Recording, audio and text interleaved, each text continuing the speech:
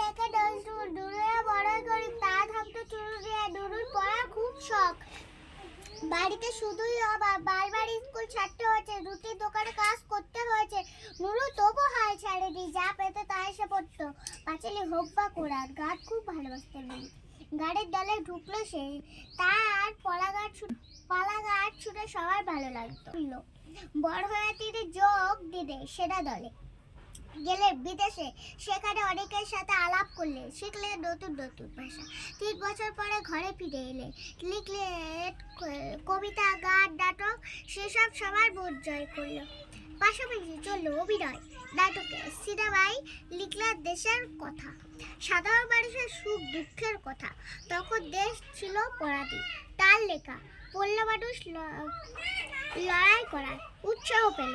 আবার তিনি ছোটদের ছড়া গানও লিখেছেন, সেসব লেখা খুবই মজার। তিনি আমাদের চেনা কবি কাজী নজরুল ইসলাম।